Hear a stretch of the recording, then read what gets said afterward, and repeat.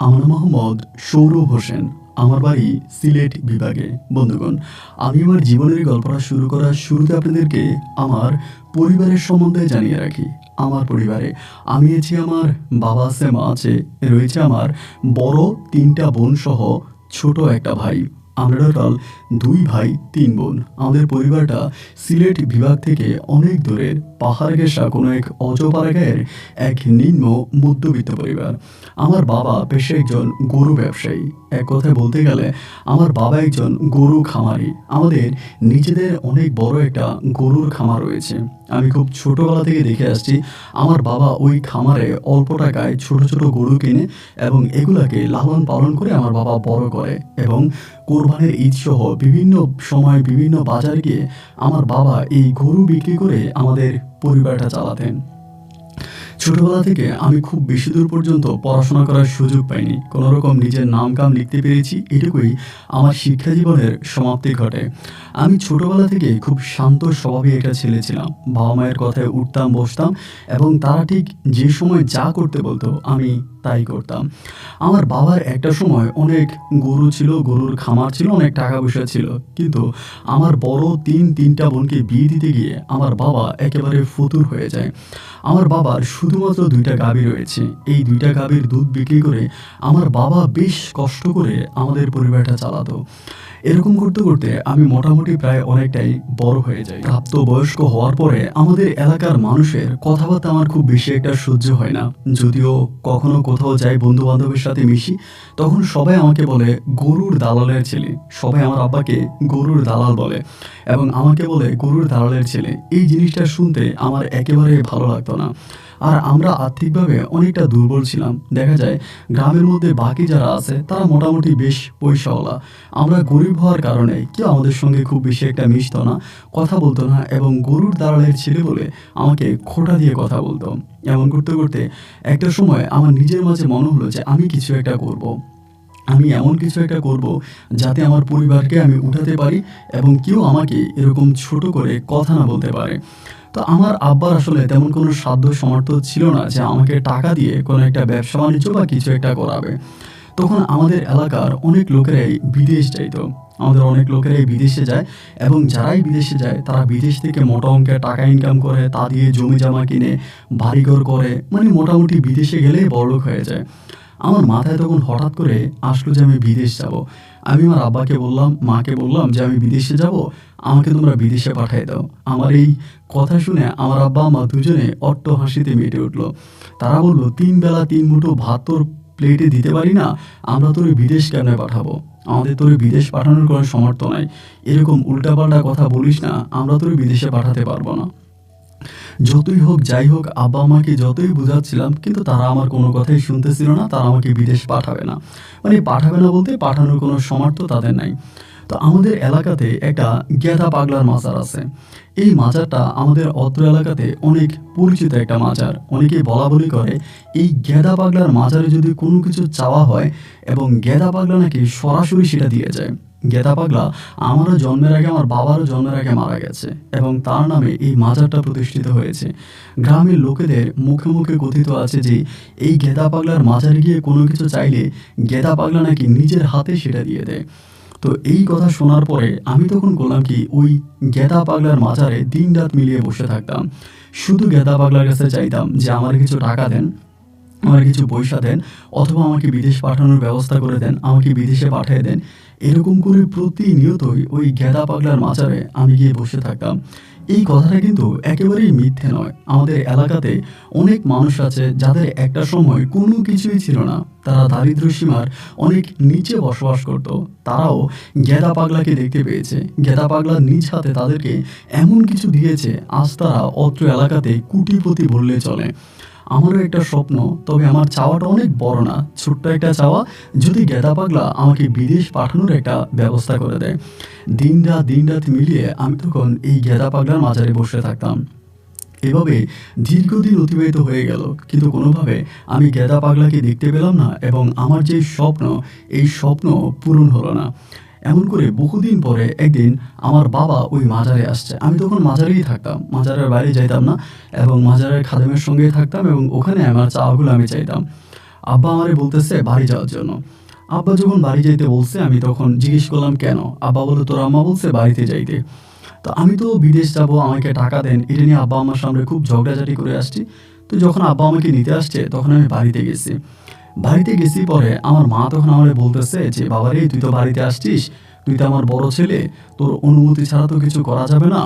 আম্মা তোর একটা কথা বলতে চাই। তো আমি তো বহুদিন বাড়িতে থাকি না বা মাঝারিই পড়ে থাকি। তা আমি আমার আম্মারে বললাম যে আম্মা কী হয়েছে? তা আমার আম্মা বলতেছে আমার যে ছোট ভাই আছে, লাস্ট কয়েকটা দিন ধরে আমার ছোট ভাই প্রচুর পাগলামি করতেছে এবং এত সব খারাপ কাজ করতেছে যা ঠিক বলার মতো না। মানুষের গরু ছাগল চুরি করে এবং বিভিন্ন নারীদেরকে অন্ধকারে পাইলে জড়ায় ধরে, বিভিন্ন ধরনের খারাপ কাজও করে।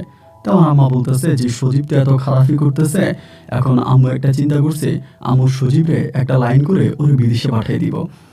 আমি তখন আমার মায়ের মুখের দিকে অপলক দৃষ্টিতে তাকায় আছে। ও মা, মা বলে কি? আমি কয়েক মাস আগে মারে এত হাতে পায়ে ধরলাম, আমারে বিদেশ পাঠান, আমি বিদেশ যাই। তারা একই বাক্যে বলতেছে তাদের কাছে টাকা নাই, আমাকে পাঠাবে কি করে? আর এখন তারাই বলতেছে যে সজীবরে বিদেশে পাঠাবে। আমি হাসি দিয়ে মায়েরে বললাম যে সজীবরে দিয়ে বিদেশ পাঠাবেন, টাকা কই পাবেন?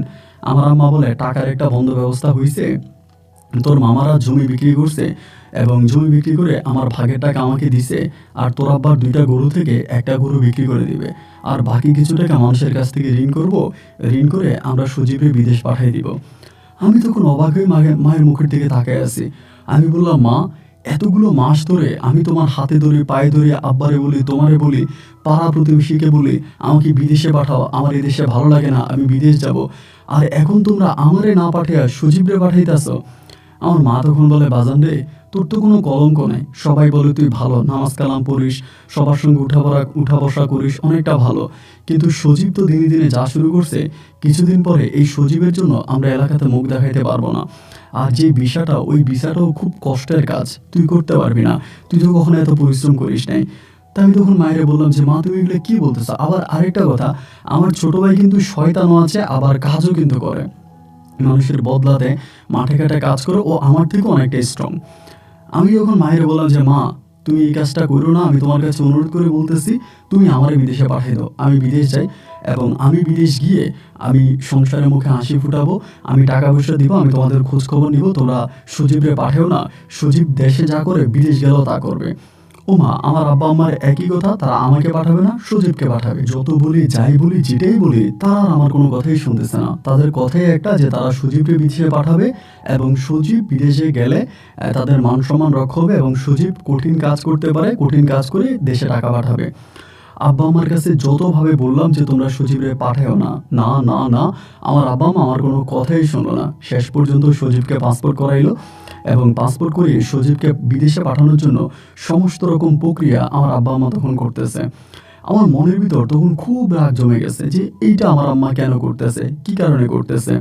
আমার আর ভালো লাগতেছিল না এবং একটা পর্যায়ে ঠিকই আমার ভাইয়ের ভিসা চলে আসে। আমার ছোট ভাই তখন আমাকে রেখেই সৌদি আরবে চলে যায়। সজীব যখন সৌদি আরবে চলে যায়, আমি তখন বাড়িতে আব্বার সঙ্গে ঝগড়া করি, আম্মার সঙ্গে ঝগড়া করি, ঠিকমতো খাওয়া দাওয়া করি না, পাগলামি করি, মানে খুব বেশি ঝামেলা করতেছি। এরকম করতে করতে আম্মা দুঃসম্পর্কের এক চাচাতো ভাই হয়, ওনার নাম হচ্ছে মিলন মামা। তো ওই মিলন মামাগুলোকে আমাদের বাড়িতে বেড়াইতে আসছে, উনি, ওনার ওয়াইফ এবং ওনার 2টা মেয়ে আমাদের বাড়িতে বেড়াইতে আসছে। আসার পরে আমাদের ঘরে থাকতেছে, এরকম থাকতে থাকতে আমার মামানি তখন আম্মাকে বলতেছে যে আমার ঘরে তো কোনো ছেলে নাই, এই একটা ছেলে যদি পাইতাম, আমাদের গার্ডেন আছে, গার্ডেনে কাজ টাজ করতো, গাড়ি টাড়ি পরিষ্কার করতো, আর আমার বাড়িতে থাকতো, মাস শেষে না হয় আমি বেতন দিতাম। আপনাদের এলাকাতে এরকম কোনো ছেলে আছে কিনা? আমার আম্মা তখন ডিরেক্টলি আমার মামানিকে বলতেছে একটা কাজ করেন, আমার বড় ছেলেটারে নিয়ে যান, সৌরভে নিয়ে যান, ওই তো বাড়িতে বসে খুব দুষ্টমি করে এবং আমাদের সাথে খুব রাগারাগি করে, সজীবরে বিদেশ পাঠাইছে এই জন্য ও খুব ঝামেলা করতেছে, একটা কাজ করেন ওরে নিয়ে যান এবং ওরে নিলে আমাদেরকে বেতনও দেওয়া লাগবে না, আপনাদের বাড়িতে থাকবে, রাখবেন, খাওয়াবেন এবং ওর একটা লাইন হওয়া পর্যন্ত ও আপনাদের এখানেই থাকুক, ওরেও আমরা বিদেশ পাঠিয়ে দিব, সজীব একটু লাইন হোক, এরপর আমরা সৌরভে পাঠাবো, তো ওরে আপনি নিয়ে যান। এই কথা আমার মামানির আমার মা বলে। বলার পরে আমার মামানি তখন বলে তো ও তো ভালোই নামাজ কালাম পড়ে, ভালোই দেখতেছি চলাফেরা, আচ্ছা ঠিক আছে ওকে দিয়ে দেন। তো তারপরে আমার আব্বা তখন আমাকে বিষয়টা বলে যে এমন এমন ঘটনা, তুই তোর মিলন মামার সঙ্গে চলে যা, ওনার বাসায় থাকবি, ওনারা অনেক বড় লোক, তোরা ভালো ভালো খাবার দিবে, আর বাড়িতে থেকে এইভাবে তোর আম্মার সঙ্গে ঝগড়া করা এগুলো ভালো লাগে না, তুই মানে তোর ইয়ের কাছে চলে যা, মিলন মামার বাসায় চলে যা। আমি তখন আমার আব্বারে বললাম, সজীবরে পাঠাইলে বিদেশে, আমারে পাঠাইতেছো ঢাকাতে, আমি যাব না। আমার আম্মা আব্বা দুজনেই তখন আমাকে বুঝাইতেছে যে চলে যা, বাড়িতে থাকলে তোর মন মেজাজ আরও খারাপ হবে, এর থেকেও ভালো তুই তোর মামানের বাসায় চলে যা, মামার সঙ্গে থাকবি, ওইখানে তুই অনেক ভালো থাকবে। এমন করে যখন আমার আব্বা আম্মা বলতেছিল, আমি তখন চিন্তা করলাম যে আসলেই কথাটা একেবারে খারাপ বলে নাই। বাড়িতে বসে থাকতে থাকতে আমার দম বন্ধ হয়ে আসতেছে, আমার কোনো কিছুই ভালো লাগে না, আব্বার সঙ্গে আমার সঙ্গে এই ঝগড়াঝাটি আমার কাছে আর ভালো লাগে না। এটাই করি, তা না হলে অন্তত ঢাকায় চলে যাই, ঢাকায় গেলে কিছুটা সময় তো আমার ভালো কাটবে, আমি ঢাকায় চলে যাব। তারপরে আব্বা আম্মার প্রস্তাবে রাজি হলাম মিলন মামার সঙ্গে। আমি তখন ঢাকায় ওই মিলন মামার বাসায় যাওয়ার জন্য রওনা দিলাম। আমার যত জামা কাপড় আছে সব কিছু ঠিকঠাক করে মামার সঙ্গে, মামির সঙ্গে এবং তার 2 ছোট মেয়ের সঙ্গে তখন আমরা ঢাকায় চলে গেছি। তো ঢাকায় চলে যাওয়ার পরে আমি মিলন মামার বাসায় থাকতাম। উনি সম্ভবত কোনো একটা বড় সরকারি চাকরি করতো। প্রথম দিকে তো জানতাম না কি করে, তো জানতাম যে একটা সরকারি চাকরি করে এবং বেশ ভালো টাকা বেতন পায়, সরকারি গাড়ি, সরকারি বাড়ি এবং বাড়ির সামনে খুব সুন্দর ফুলের বাগান। সব কিছু মিলিয়ে দেখলাম যে আমি একটা ভালো জায়গায় এসেছি। এবং ঢাকা আসার পরে রঙিন মানুষ, নতুন মানুষ, সবাইকে দেখে ভীষণ ভালোই লাগতেছে। গ্রামে থাকতে থাকতে আমি অনেকটা শুষে গেছিলাম। ঢাকায় এসে কিছুটা ভালো লাগা কাজ করতে শুরু করে। সবার সঙ্গে উঠা বসা, খাওয়া দাওয়া সব কিছু মিলিয়ে আমার কাছে বেশ ভালোই লাগতে শুরু হলো। এমন করে করে 1 দিন, 2 দিন, 3 দিন করে সময়গুলো পাস হইতেছে আর আমিও সবার সঙ্গে এরকম করে মিশতেছি। তা আমাদের এই মানে মামার বাসার পাশেই একটা খেলার মাঠ ছিল। তো ওরা যদিও আমাকে বাসায় কাজের ছেলে হিসেবে নিয়ে গেছে, কিন্তু আমি আসলে ওই বাসায় তেমন কাজ করতাম না, আর তেমন কোনো কাজ ছিলও না। গার্ডেনে পানি দেওয়া মামি পানি দিয়ে দিত, মামা দিয়ে দিত, গাড়ি তারাই পরিষ্কার করতো। বাট কেন যে তারা আমাকে তাদের বাসায় নিয়ে আসছে আমি সেটাই বুঝি না। আর তারা দুজনে আমাকে খুব ভালোবাসতো, মানে এতটাই ভালোবাসতো যা বলার মতো না। মানে একেবারে নিজের সন্তানের মতো আমাকে আদর যত্ন করতো। তা আমি তখন করলাম কি, প্রত্যেকদিন বিকেলবেলা ওই বাড়ির পাশেই একটা মাঠ আছে, ওই মাঠের মধ্যে খেলতে চলে যেতাম। এবং আমি ফুটবল খেলাটা খুব পছন্দ করতাম। প্রতিদিন বিকালবেলা শহরের বিভিন্ন ছেলেদের সঙ্গে আমি তখন ফুটবল খেলতাম। তো এরকম করে ফুটবল খেলতেছি এই করতে করতে একদিন হলো কি, বৃষ্টি নামছে। মানে বিকালবেলা আমরা একটু খেলছি, তারপরে বৃষ্টি নামছে। বৃষ্টি নামার পরেই তখন আমরা সবাই করলাম কি, মাঠের পাশে একটা ছোট্ট ঝুপড়ি ঘরের মতো আছে, ওই ঝুপড়ি ঘরের সামনে গিয়ে দাঁড়াইছি। দাঁড়ানোর পরেই ঠিক এই মুহূর্তে হঠাৎ করে ওই এলাকারই হবে সম্ভবত একটা মেয়ে ছাতা নিয়ে আমাদের সামনে দিয়ে যাচ্ছিল। মেয়েটাকে দেখে আমি অবাক হয়ে গেলাম, খুব সুন্দরী। মানে ঢাকা শহরে তো আসলে অনেক মেয়েরাই সুন্দর, বাট এই মেয়েটাকে আমার কাছে একটু বেশি সুন্দর লাগতেছিল। চোখে সানগ্লাস, সাদা একটা আপনার 3 পিস পরা, কালো একটা ছাতা হাতে, মানে খুবই অমায়িক সুন্দর লাগতেছে। বৃষ্টির পানি তার পায়ের মধ্যে পড়তেছে, মনে হয় যেন হীরার টুকরা পড়তেছে তার পায়ে, ঝলঝল করতেছে। এমন করে মেয়েটা সামনের দিকে হেঁটে চলে গেছে এবং হেঁটে চলে যাওয়ার পরে ঠিক মেয়েটা মোটামুটি অনেকটা সামনে চলে যাওয়ার পরে আমাদের সঙ্গে একটা ছেলে খেলতো, যার নাম হচ্ছে রাতুল। রাতুল তখন করলো কি, দৌড় দিয়ে, মানে মেয়েটা আমাদের কাছ থেকে চলে যাওয়ার পরে দৌড় দিয়ে মেয়েটার ছাতার নিচে চলে গেছে, গিয়ে মেয়েটার সঙ্গে কথা বলতেছে। আমি এখানে বাকিদেরকে জিজ্ঞেস করলাম কি ব্যাপার, এই মেয়ের সঙ্গে রাতুলের সম্পর্ক কি? রাতুল যে দৌড়ে গিয়ে মেয়ের ছাতার নিচে চলে গেল আর মেয়েও কোনো কিছু বললো না। সবাই তখন বলাবলি করতেছে যে এটা রাতুলের গার্লফ্রেন্ড, মানে রাতুলের সঙ্গে মেয়েটার প্রেম আছে, এরা বয়ফ্রেন্ড গার্লফ্রেন্ড এরকম করে বলতেছে। তো ভাই আমার মনটা তখন খারাপ হয়ে গেল যে এত সুন্দর একটা মেয়ে অথচ রাতুলের সঙ্গে প্রেম করে। আমার আর বিষয়টা তখন মানে ভালো লাগলো না, মানে ভালো লাগলো না বলতে আমি একটু মানে খুব মানে খারাপ লাগলো আর কি। এরপরে আমি এটা প্রায় ভুলে গেছি।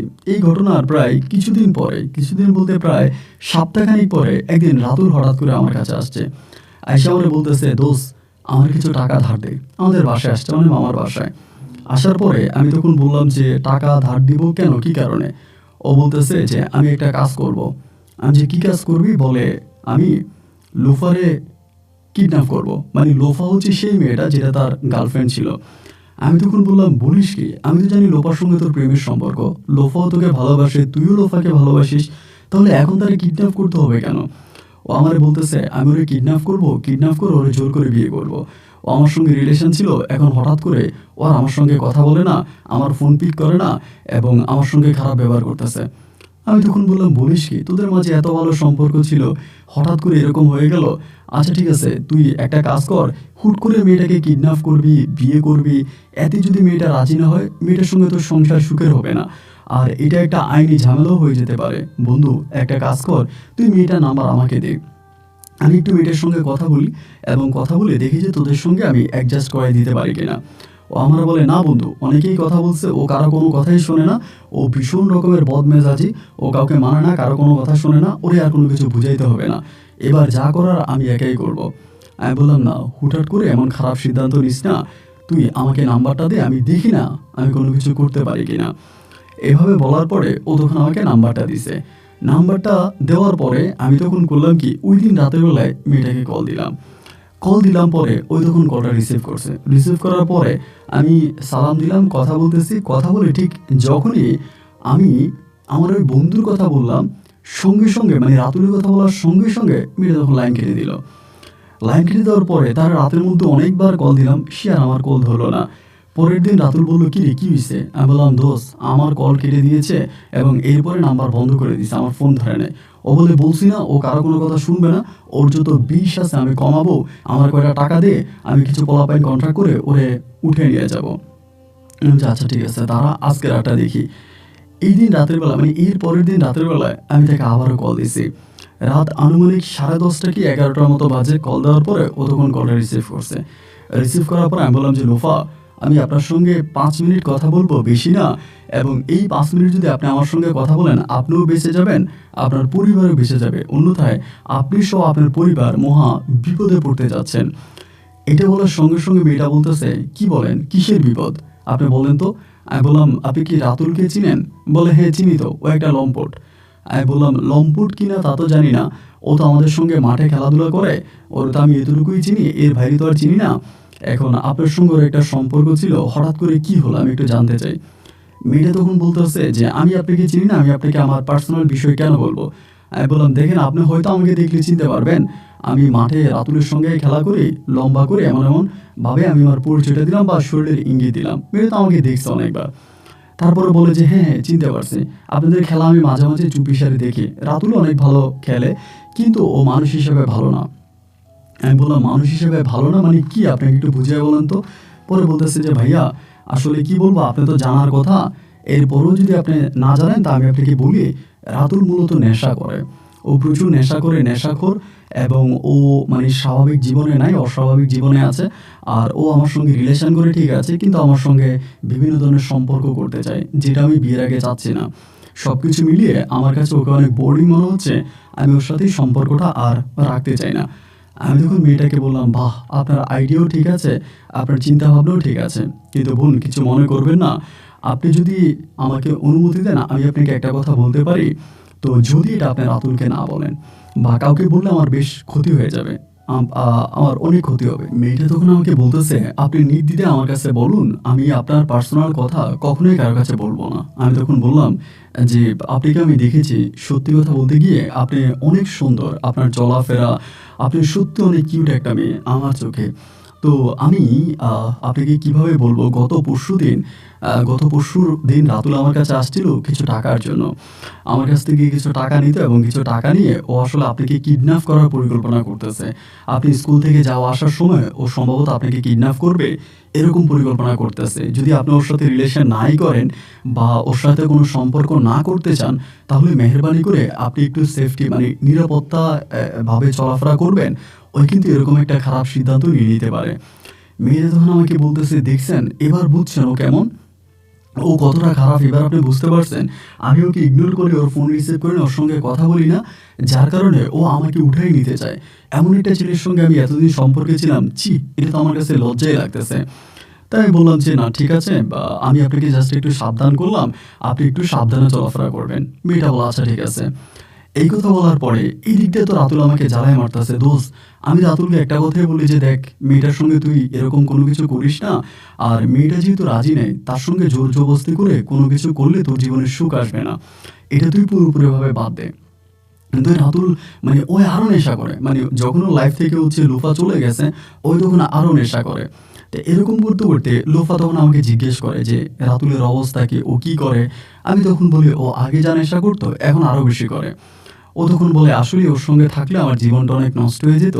আচ্ছা, আপনার সঙ্গে যে কথা বলে আপনি খুব স্মার্টলি কথাবার্তা বলেন, মানে আপনার সম্বন্ধে আমি একটু জানতে চাই। তো আমি তো ভাই ওদের বাসায় একটা মানে আমার মামার ভাষা, আমি তো একটা কাজের ছেলে। হিসাব করতে গেলে তো আমি কিভাবে আমার এই পরিচয়টা দিব? মেয়েটা যেহেতু পড়াশোনা করে শিক্ষিত, বা মেয়েরাও অনেক বড়লোক, নিজেদের বাড়ি-টাড়ি আছে ঢাকা শহরে, অনেক বড়লোক। তা আমি তখন করলাম কি, মানে প্রেম করার সময় মানুষ যা করে আরকি, আমার ওই কথিত মামাকেই আমি তখন আমার বাবা বানায় দিলাম। আমি বললাম যে আপনারা যে আ সরকারি চাকরি করে যে মিলন সাহেব আছে আপনাদের এখানকার, আমি ওই মিলন সাহেবের বড় ছেলে। আর আমার ছোট ২ টা বোন আছে। মানে আমি তখন এই লোফার কাছে ডিরেক্টলি আমার মামাকে আমি আমার বাবা বানায় ফেলছি। এবং প্রেম করার জন্য আরকি, বিশেষ করে ওর সঙ্গে আরেকটু ক্লোজ হওয়ার জন্য। কারণ কাজের ছেলে বললে তো আর ও আর আমার সঙ্গে কথা বলবে না, বা হয়তো আমাকে ইগনোরও করতে পারে। এজন্য আমি একটু মিথ্যা বলছি। তো মিথ্যা বলার পরে ও তখন জেনে খুব খুশি হয়েছে। ও বলে আমি তো মিলন সাহেবকে চিনি এবং উনি অনেক ভালো লোক। আর মাঝে, মাঝে রাস্তাঘাটে দেখা হলে খুব সম্মান দিয়ে কথাবার্তা বলে। অনেক আমার খুব ভালো লাগে। সুতরাং উনি যেমন ভালো, ওনার ছেলে আপনিও ঠিক তেমনটাই ভালো। তো এরকম করেই তখন আস্তে, আস্তে করে এই লোফার সঙ্গে আমার একটা প্রেমের সম্পর্ক গড়ে ওঠে। আমি ওর সঙ্গে কথা বলি, ও আমার সঙ্গে কথা বলে। আমরা দুজন দুজনকে অসম্ভব রকমের ভালোবাসি। মাঝে, মাঝে রাতের বেলায় আমি লোফাকে নিয়ে ফুচকা চটপটি খাওয়ার জন্য চলে যাই এবং ওরে এক পলক দেখার জন্য রাস্তার পাশে দাঁড়িয়ে থাকি। তো এরকম করতে, করতে আবার এই বিষয়গুলো কিন্তু রাতুল বুঝে গেছে যে আমি লোফার সঙ্গে রিলেশন করি বা এটা সেটা। রাতুল এই দিক দিয়ে আমার অনেক ক্ষতি করার চেষ্টা করছে। যা ঝামেলা করছে কিন্তু কোনো কিছু করতে পারে নাই। আর লোফাও রাতুলের সঙ্গে কোনো যোগাযোগ রাখে নাই। ও আমাকে ভালোবাসছে, সো ডিরেক্টলি আমার সঙ্গে ও আছে। এরকম করে প্রায় আমাদের সম্পর্কটা ১ থেকে ১.৫ বৎসরের মতো কাটে। ১-১.৫ বৎসরে একজন মানুষ আরেকজন মানুষকে অসম্ভব রকমের ভালোবাসে। এর থেকেও বেশি ভালোবাসা এই জীবনে আর হয় না। তো এরকম ১-১.৫ বছর ভালোবাসার পরে একটা পর্যায়ে লোফা তখন আমাকে বলতেছে যে, "তুমি তোমার আব্বুকে বলো আমাদের বাসায় বিয়ের প্রস্তাব পাঠানোর জন্য। কারণ বিভিন্ন জায়গা থেকে ভালো, ভালো বিয়ের প্রপোজাল আসতেছে। আমার আব্বা যেকোনো সময় হয়তো আমাকে বিয়ে দিতে পারে। তুমি একটা কাজ করো, তুমি আমাদের বাসায় বিয়ের প্রস্তাব পাঠাও।" ওর এই কথা শুনে আমার মাথায় তখন আসমানটা ভেঙে পড়ছে। তার বড় কারণ হচ্ছে আমি কিভাবে আমার মানে আমার মামাকে আমি ওর বাসায় বিয়ের প্রস্তাব পাঠাবো, বা কেমনে কি? কারণ আমি তো এই বাসায় কাজ করি, আমি কাজের ছেলে। এটা তো সম্ভব না। ও তখন আমাকে বারবার বলে, "আচ্ছা তুমি যদি মানে না পারো তাহলে তোমার আব্বু অনেক ভালো মানুষ। রাস্তাঘাটে দেখলে খুব ভালো করে কথা বলে। আমি না হলে ওনাকে বুঝিয়ে বলি।" আমি বললাম, "না, না রূপা, খবরদার, এই কাজ একদম করা যাবে না। কারণ আমার আব্বাকে তুমি উপর থেকে যতটা ভালো দেখো, ভিতর থেকে আমার বাবা ঠিক ততটাই খারাপ। এই কাজ একদমই করা যাবে না। তুমি এটা ভুলেও চিন্তা করবা না এবং এই কাজ তুমি করবা না।" ও তখন আমাকে বলতেছে, "তাহলে কি করব আমি? আমার তো বাসা থেকে বিয়ের জন্য খুব চাপ দিতেছে। আমি তো আর এটা ধরে রাখতে পারতেছি না। যেকোনো সময় আমার ফ্যামিলি আমাকে বিয়ে দিয়ে দিবে। সো তুমি প্লিজ খুব দ্রুত কিছু একটা করো।" আমি বললাম, "আচ্ছা ঠিক আছে, তুমি এই নিয়ে টেনশন করো না। আমি অচিরেই কোনো একটা কিছু করার চেষ্টা করতেছি এবং আমি সবকিছু ঠিকঠাক করে নেব। তুমি টেনশন করো না।" ও তখন বলে, "আমার এগুলা ভালো লাগে না। আমার ফ্যামিলির এই প্রবলেম ভাল লাগে না। ফ্যামিলি আমাকে খুব চাপ দিতেছে, এই করতেছে, সেই করতেছে। তুমি ইমিডিয়েটলি কিছু একটা করো। তোমার আব্বুকে বলো বিয়ের প্রস্তাব পাঠানোর জন্য, বা তুমি কিছু একটা করো।" আমাকে এগুলো বলে। এই করতে, করতে প্রায় ও আমাকে খুব চাপ দিতেছে। এই চাপের মুখে আমি একদিন ওকে বললাম যে, "দেখো আসলে লোফা, আমি তোমাকে কিভাবে বলবো? তারপরেও আমি তোমাকে বলি, আমি না গোপনে, গোপনে বিষয়টা আমার মাকে জানাইছিলাম। আমার ছোট বোনকে দিয়ে আমি মাকে একটু বলার চেষ্টা করছি। কিন্তু এতে আসলে কাজ হয়নি। আমার মা ডিরেক্টলি আমাকে মানা করেছে এবং আব্বাও জেনে খুব ক্ষেপে গেছে। আমি এখনও ধরো তোমার স্টুডেন্ট মানুষ, পড়াশোনা করি এবং আমার এতটা বয়স হয়নি। এই ছোট বয়সে আমি বিয়ে-শাদী করবো, এটা আমার আব্বা-আম্মা রাজি না। established হবো, নিজের পায়ে দাঁড়াবো, তারপর বিয়ে-শাদী। আব্বা আমাকে ডিরেক্টলি বলে দিছে যে উনি এই মুহূর্তে আমার বিয়ে নিয়ে উনি কোনো রকমের চিন্তা করতে চায় না। আমাকে ডিরেক্টলি মানা করে দিছে। ও তখন আমাকে বলতেছে, "তাহলে আমি কি করব? এখন তো আমার খুব বিপদ হয়ে গেছে। আমি তো আর এটা নিতে পারতেছি না। আমার ফ্যামিলি থেকে বিয়ের জন্য খুব চাপ দিতেছে। আমার তো আর এই চাপ সহ্য করা সম্ভব হচ্ছে না। তুমি কিছু একটা করো, বা কি করবা আমাকে তাড়াতাড়ি জানাও।" তো আমি ওরে এরকম করতে, করতে একদিন বললাম, "লোফা, একটা কাজ করলে কেমন হয়? যেহেতু আমার ফ্যামিলি রাজি হয় না আর তোমার ফ্যামিলিও খুব দ্রুত তোমাকে বিয়ের জন্য চাপ দিচ্ছে, তাহলে চলো না আমরা একটা কাজ করি, আমরা দুজনেই পালাইয়া যাই। আমরা দুজনে পালিয়ে যাই এবং পালিয়ে গিয়ে আমরা বিয়ে-শাদী করে আমরা একসঙ্গে সংসার করব।" ও ও তখন আমাকে বলে, দেখো আসলে ফ্যামিলি রাজি না হলে পালিয়ে যাওয়া ছাড়া আর কোনো পথ খোলা নেই, পালিয়ে যেতে হবে। কিন্তু তারপরেও তোমাকে একটু রিকোয়েস্ট করি যে তুমি আরেকটু চেষ্টা করো। দেখো তো আরেকটু চেষ্টা করে কোনো না কোনোভাবে তোমার ফ্যামিলিকে ম্যানেজ করা যায় কি না। আমি আসলে এভাবে পালিয়ে যেতে চাই না, আমার কাছে পালাতে ভালো লাগে না। তুমি দেখো তো কোনো কিছু একটা করতে পারো কিনা তোমার আব্বু আম্মুর সঙ্গে। তা আমি ওকে বারবার একটা কথাই বলতেছিলাম যে আমার আব্বু রাজি না, আম্মুও রাজি না, এভাবে হবে না। আমাদের সম্পর্কটাকে এক করতে হলে আমাদের একটাই রাস্তা খোলা আছে, আর সেটা হচ্ছে পালিয়ে যাওয়া। সো তুমি যদি মনে করো বা তুমি যদি ভাবো যে তুমি পালিয়ে যাবা না, তাহলে আমাদের সম্পর্কটা মরে যাবে, আমরা একসঙ্গে থাকতে পারবো না। ও তখন নিজেও কান্নাকাটি করে, ও কিন্তু আমাকে ভীষণ ভীষণ রকমের ভালোবাসে। ওই কান্নাকাটি করে আবার ওর মায়ের ফোন নাম্বার কিন্তু আমার কাছে আছে, আমি মাঝে মাঝে ওর আম্মার সঙ্গে কথা বলি, এবং ওর আম্মাও কিন্তু আমাকে অনেকটা ভালোবাসে। কিন্তু ওর আম্মা জানে না যে আমার লোফার সঙ্গে কোনো একটা প্রেমের সম্পর্ক বা এরকম কিছু একটা আছে। তা এই করতে করতে একদিন হলো কি, আবার লোফার সঙ্গে আমার রিলেশনের বিষয়টা কিন্তু আমি খুব গোপনে রাখার চেষ্টা করি, যদিও রাতুল জানছে। এছাড়া আমি অনেকেই রাখছিলাম হাইড করার জন্য আর কি, মানে সম্পর্কের বিষয়টা ওভাবে খোলাও করে আমি সবাইকে জানাইনি। যাই হোক, একটা পর্যায়ে আমি তখন লোফারে বললাম যে তাহলে ঠিক আছে, আমরা দুজনে পালিয়ে যাই। এবং সেও মোটামুটি পালিয়ে যাওয়ার জন্য রাজি হলো। এবং ঠিকই একদিন রাতের বেলায় আমি আমার মামার বাসা থেকে কিছু টাকা পয়সা নিয়ে এই লোফার সঙ্গে তখন পালিয়ে যাই। লোফার সঙ্গে পালিয়ে যাই, তখন কিন্তু আমি মানে মোটামুটি অনেকটা বড়, আমার বয়স কিন্তু হয়েছে ভাই। কিন্তু আমাকে দেখলে আসলে বোঝা যায় না যে আমার অতটা বয়স। মানে আমাকে যদি আপনি দেখেন, আপনি মানে বলবেন যে আমার বয়স বড়জোর হইলে 14 থেকে 15, কিন্তু আমার বয়স তখনও কিন্তু 20+। বাট এই বয়সটা আমার বোঝা যায় না আর কি, আমি একটু এরকম মানে চেহারার মধ্যে একটা বাচ্চা বাচ্চা ভাব আছে। তো এরপরে হলো কি যে আমাকে বলতেছে যে ঠিক আছে তাহলে একটা কাজ করে, মানে আমরা দুজনে পালাই গেছি। এবং পালিয়ে যাওয়ার পরে প্রথমত আমরা, আমার একটা পরিচিত আন্টি আছে, আন্টির বাসায় উঠছি। আন্টির বাসায় উঠছি, ওনার বাসায় 2 দিন পর্যন্ত ছিলাম।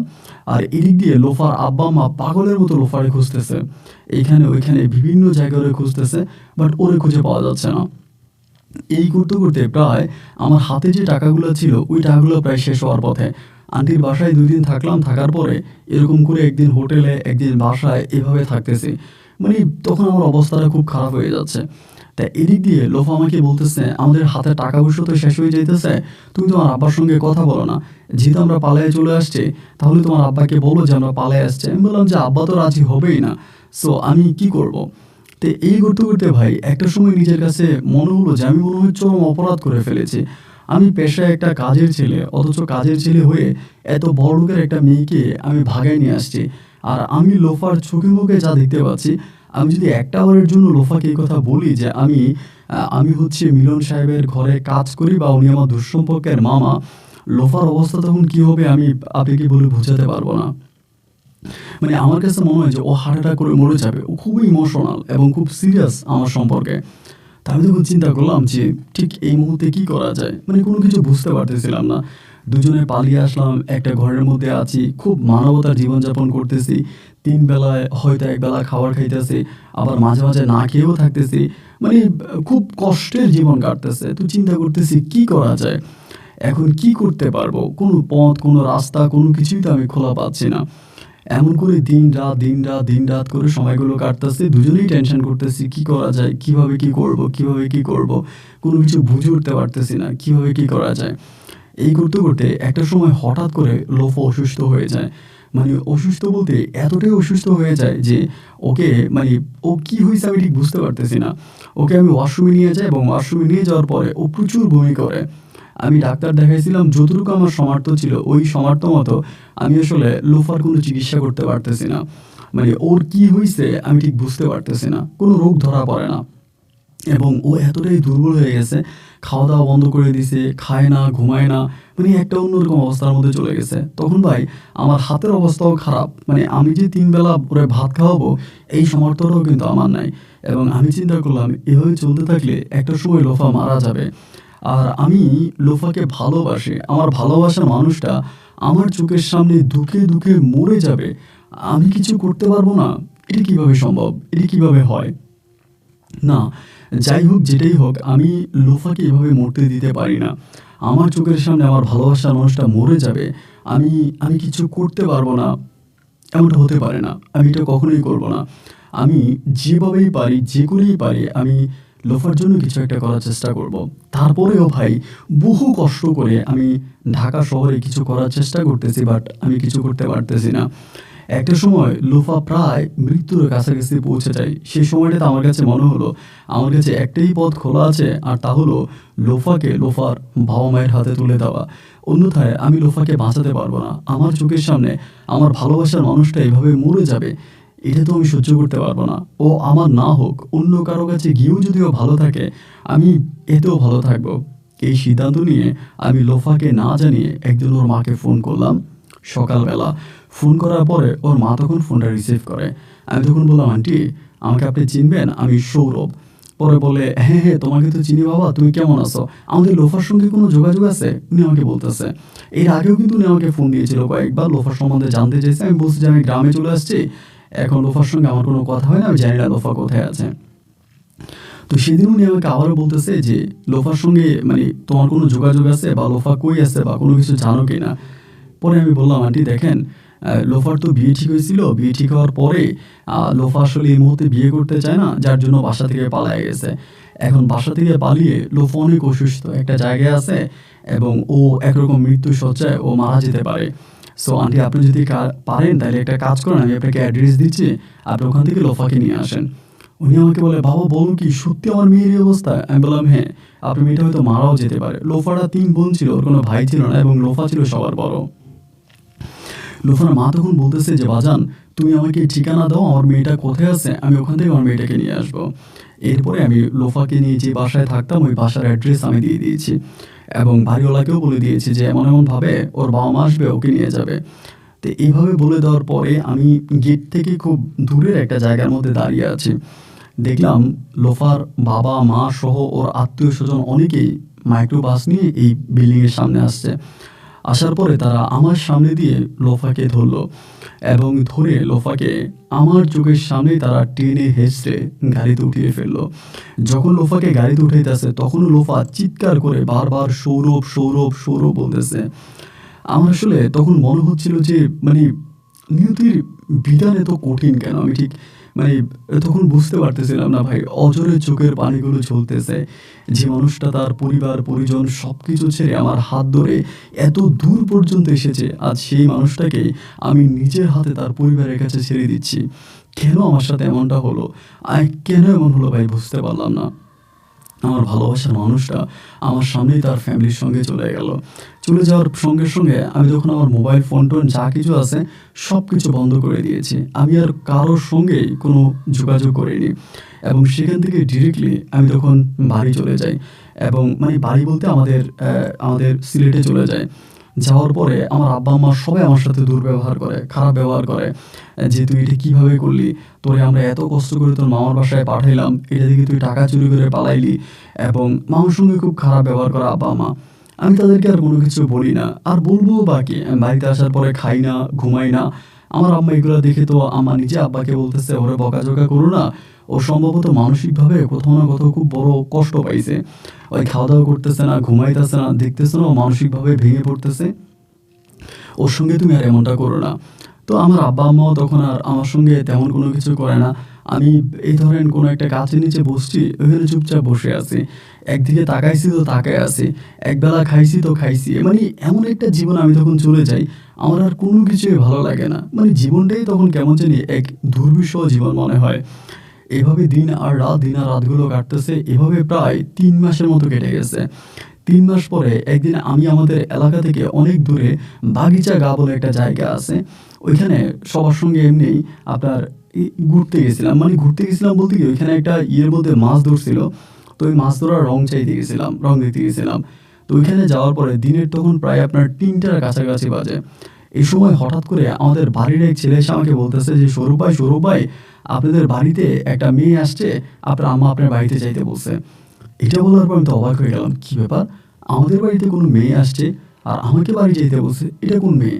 আমাদের বাড়িতে কোনো মেয়ে আসার কথা না, আর কোন মেয়ে হঠাৎ করে আসছে? আমি ওরা জিজ্ঞেস করলাম মেয়েটা কেমন? বলে ভাই বোরকা পরে আসছে, দেখি না আপনার আম্মা আপনার বাড়ি যেতে বলছে। দেখেন, ও যখন বলছে আমি মনে মনে বলতেছি আল্লাহ এটার জন্য লোফা হয়। আমি তো জানি যে লোফার সঙ্গে আমার আর কখনো কথা হবে না, বা ওটা কোনোদিনও সম্ভব না। বাট আমি মনে মনে বলতেছি, আল্লাহ এটার জন্য লোফা হয়, আমার ভাইদের জন্য লোফাই আসে, মানে এগুলো বলতেছি। এগুলো বলতে বলতে চিন্তা করতেছি যাবো কি যাবো না, যাবো কি যাবো না। এবার আস্তে আস্তে করে আমি তখন রওনা দিলাম। তখন কিন্তু আমি কোনো মোবাইল ফোন ইউজ করতাম না, মানে টোটালি ফোন বন্ধ করে দিয়েছি। এই যে লোফাকে তার বাবা মায়ের হাতে তুলে দেওয়ার পরে আমি টোটাল ফোন বন্ধ করে দিয়েছি। এমন করে আস্তে আস্তে করে আমি যখন বাড়ির কাছাকাছি আসছি, আসার পরে বাড়ির গেট দিয়ে একটু ভিতরে ঢুকে দেখি কি আমার ভালোবাসার মানুষ লোফা একটা বোরকা পরিহিত অবস্থায় মুখোশটা খোলা বসে আছে একটা চেয়ারের মধ্যে। লোফাকে দেখে আমি, মানে আমি তখন কি করব, আমি ওকে দেখছি, ও কিন্তু আমাকে দেখে নাই। তো আমি কি সামনে যাব না পিছনে যাব না এখান থেকে দৌড় দিব, আমি কোনো কিছু বুঝতে পারতেছিলাম না। এবং একটা পর্যায়ে ও হঠাৎ করে আমার দিকে তাকায়, তখন চোখে চোখ পড়ে যতক্ষণ চেয়ার থেকে দাঁড়ায় যায়। দাঁড়িয়ে যাওয়ার পরে আমি ওখানে দাঁড়িয়ে আছি। তো আমিও দাঁড়িয়ে আছি, ও দাঁড়িয়ে আছে। আমার আম্মা কিছুক্ষণ আগে সম্ভবত চলে গেছে এখান থেকে, ওকে আম এটা সেটা কাইটা দিছে, এগুলো হচ্ছে ওর সামনে আছে। তো ও তখন করলো ওখান থেকে হেঁটে হেঁটে আমার কাছে আসছে, আসার পরে আমার দিকে তাকিয়ে আছে ঢাগর ঢাগর চোখে, চোখ দুটো জলে ভিজে টুইটুম্বুর হয়ে আছে, গাল বেয়ে বেয়ে চোখের পানিগুলো নিচে পড়তেছে। আমি তখন কোনো কিছু বলি না। ও আমাকে বলে, কোথায় গিয়েছিলাম? আমি বললাম, ওখানে মাছ ধরে, বাগিচাগা মাছ ধরে সবাই মাছ দেখতে গেছে, আমিও গিয়েছিলাম। ও আমাকে বলে, আমাকে বাসায় রেখে পালিয়ে গিয়েছিলা কেন? আমি বললাম, দেখো এইসব তো অনেক কথা, আর তুমি আমার বাড়ির আমার বাসার ঠিকানা কীভাবে পাইলা, কে তোমাকে ঠিকানা দিল? ও তখন বলে, তোমার মামার কাছ থেকে ঠিকানা নিয়েছি, অনেক কষ্ট হয়েছে, উনি সহজে দিতে চাইনি, অনেক কষ্ট করে তোমার বাসার ঠিকানা আমি জোগাড় করেছি, তুমি আমার সঙ্গে এমনটা কেন করলা? আমি বললাম যে, দেখো এটা তো গ্রাম, এখানে সবাই খারাপভাবে নিবে বিষয়টা, আমি তোমার সঙ্গে পরে কথা বলি, তুমি এখন ঘরে যাও। ও তখন বলে, তোমার মোবাইল ফোন আছে? আমি বললাম যে, না মোবাইল ফোন নেই। পরে আমার আম্মা আসছে, আমার তখন রুম থেকে বের হয়েছে, বেরিয়ে আমার বলতেছে যে, সৌরভ কে রে এটা? তো আমি বললাম যে, মা আমার ফ্রেন্ড, ওই ঢাকাতে মামার বাসায় যে থাকতাম ওর সঙ্গে আমার পরিচয় হয়েছে, তা কোনো একটা কারণে মনে হয় সিলেটে আসছে, আমাদের বাসা আমাকে দেখতে আসছে। তো মা তখন খুব আন্তরিকভাবে ওকে গ্রহণ করলো। তারপর মা বলতেছে যে, মা তুমি যেহেতু আসছো, আজকে তুমি আমাদের বাসায় থাকবা, তুমি কিন্তু যাইবা না। আর ও বলতেছে, হ্যাঁ আন্টি আমি আজকে থাকবো। মানে আম্মাও বলতেছে থাকার কথা, ও বলতেছে থাকবে। আমি তখন বুঝতে পারতেছিলাম না যে আমার সঙ্গে কি হইতেছিল।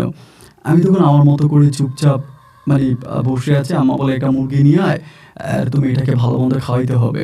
বাজার থেকে মুরগি নিয়ে আসছি, আনার পরে ওর আমার রান্না বান্না করলো। রাত 10টার দিকে আমরা তখন খাবার খাইলাম, আমি, আমার বাবা, মা, আর আমার তখন একদম বড় যে বোনটা আছে, ওই বোনটা তখন আমাদের বাড়িতে আসছিল, বোনটাও ছিল। তাই খাওয়া দাওয়া করতেছি, খাওয়া দাওয়া করার পরে আমার বড় বোন আমারে বলতেছে যে, তোর সঙ্গে কি কোনো লাইন আছে? মেয়েটা তো দেখতে শুনতে অনেকটা সুন্দর, যদি তোর সঙ্গে লাইন থাকে তাহলে তোর বিয়ে করাই দিব। আমার বোন আমারে বলতেছে। আমি ওর বোনকে কোনো কিছু বলতেছি না, মানে কোনো কিছু বলি না। এই করতে করতে রাত্র প্রায় 11টার মতো বাজছে। ও কিন্তু খেয়াল করতেছে 11টা বাজে, আমারে বলতেছে, সবাই তখন প্রায় ঘুমিয়ে গেছে। আমি তখন করলাম কি, আমাদের বারান্দার মধ্যে, বারান্দা না ঠিক উঠানের একটা কোণার ভিতরে একটা আম গাছের নিচে বসে আছি। তখন প্রায় 11:30 আনুমানিক টাইম হবে। ওই তখন করছে কেমনে কেমনে জানি আমার সারা মানে রুম খুঁজছে, পায় নাই। তখন ও ডিরেক্টলি এখানে আসছে। আসার পরে আমারে বলতেছে যে, তোমার সঙ্গে কি একটু কথা বলতে পারি? আমি বললাম, রাতের বেলায় যদি কেউ দেখে ফেলে তাহলে তো সর্বনাশ হয়ে যাবে।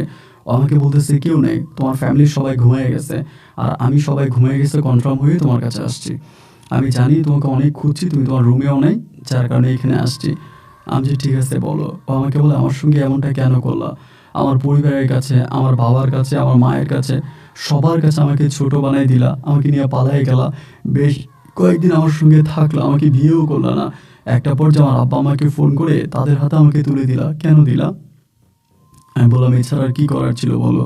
তুমি যে তোর অসুস্থ হয়ে গিয়েছিলা, আমি তোমার চিকিৎসা করতে পারতেছিলাম না। আর সবচেয়ে বড় কথা হচ্ছে, আমি তোমাকে যে মিলনের কথা বলেছিলাম, উনি তো আমার মামা, উনি তো আমার বাবা না। আমি তো তোমাকে জায়গায় জায়গায় মিথ্যে বলেছি, আমি কি করব বলো? এতগুলো মিথ্যে দিয়ে কি আর একটা সম্পর্ক টিকে থাকে? ও বলে, ঠিক আছে, মিথ্যে দিয়ে সম্পর্ক টিকে থাকে না, কিন্তু আমি যখন তোমার সঙ্গে পালিয়ে গিয়েছিলাম তখন তো তুমি অ্যাটলিস্ট সত্যটা বলতে পারতা। তখন তো তুমি বলতে পারতা যে তোমার এই সমস্যা, আমাকে তো বলতে পারতা। আমি বললাম, দেখো আমি কীভাবে এত বড় একটা মিথ্যাকে আমি সত্যতে রূপ দিব, কীভাবে বলো? আমি পারতেছিলাম না, আর অপেক্ষা করতেছিলাম হয়তো একদিন বলবো। এর মাঝে তুমি এমনভাবে অসুস্থ হয়ে গেলা, আমি আর কোনো মানে পথ খুঁজে পাচ্ছিলাম না। শেষ পর্যন্ত তোমাকে তোমার ফ্যামিলির কাছে দেওয়া ছাড়া আমার কাছে আর কোনো পথ খোলা ছিল না। আচ্ছা, তুমি আমাদের বাসায় আসলা, তোমার হাসব্যান্ডকে নিয়ে আসলা না? ওই তখন আমার দিকে তাকিয়ে বলে, আমি তো বিয়ে করি নাই। আমি বললাম, মানে তোমার মা না বললো তোমার বিয়ে ঠিক হয়ে আছে, এবং আমি যতদূর জানি তুমি তো বিয়ে করে ফেলছো।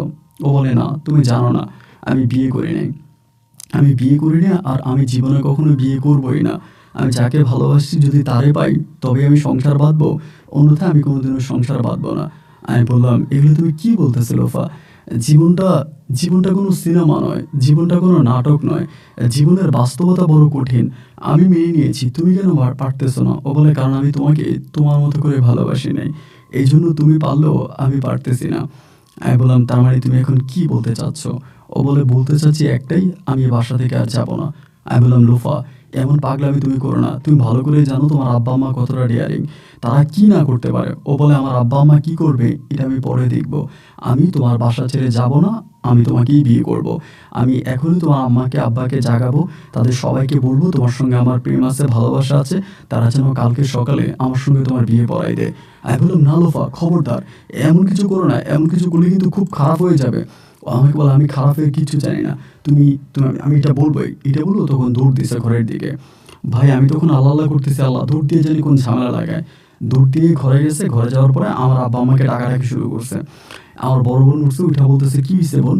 পরে বলতেছে, আপু আপনার সঙ্গে আমার কথা আছে। এটা হলো আমার বোনকে বলতেছে। আমি তখন আমার বোনের সামনে ভয়ে যাই না, আমি দাঁড়ায় আছি গাছের নিচে। বলার পরে আমার বোন তখন আমাকে ডাক দিছে। ডাক দেওয়ার পরে আমি তখন আমার বোনের সামনে গেছি। পরে বোন আমাকে জিজ্ঞেস করে যে, সৌরভ, লোফা যেটা বলতেছে এটা কি সত্য?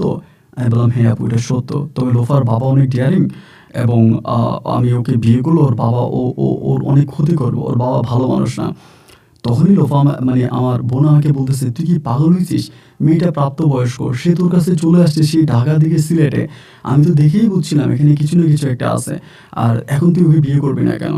আগে ওকে বিয়ে কর, পরেরটা পরে আমি দেখবো। আমি বললাম, আপু ওকে বিয়ে করলে তোমরা সামাল দিতে পারবা না। লোফা তখন বলতেছে, আমার আব্বা আম্মু কিচ্ছু করবে না, আমি আছি, আমি আমার আব্বা আম্মুর সঙ্গে ফাইট করব। আমার আব্বা মা হচ্ছে সৌরভের কিচ্ছু করতে পারবে না। এগুলো বলে আমার বোন তখন করলো কি, বিষয়টা আমার মাকে জানাইছে। আমার মাকে রাতের মধ্যে জানাইছে, জানানোর পরে সকালবেলা আমার মা তখন আমাকে আর লোফাকে আর আমার বোনকে নিয়ে আমার নানু বাড়িতে চলে গেছে। আসলে লোফা দেখার মতো একটা মেয়ে ছিল, আমার আব্বা আম্মু যারাই তারা দেখছে সবাই তারা পছন্দ করছে। এরপরে আমার নানু বাড়িতে চলে গেছে। নানু বাড়িতে চলে যাওয়ার পরে এদিক দিয়ে লোফার আব্বা আম্মা কেমনে জানি খবর পাইছে যে লোফা আমাদের বাড়িতে আসছে। এদিক দিয়ে তারা আমার ওই মিলন মামাকে নিয়ে আমার বাড়িতে আসছে। তখন কিন্তু আমি আমার আব্বা আম্মা এবং আমি আমার বোন আর হচ্ছে আমার মা, আমি কিন্তু তখন আমাদের নানু বাড়িতে। এদিক দিয়ে হয়েছে কি, আমার বাড়ি থেকে খবর আসছে যে এই লোফার আব্বা আম্মা আসছে, এবং তারা খুব ঝামেলা করতেছে, সঙ্গে মিলন মামা সহ আছে। মিলন মামা খুব ঝামেলা করতেছে যে কেন ওই কাজটা করলো, সৌরভ কেন এটা ঘটাইলো।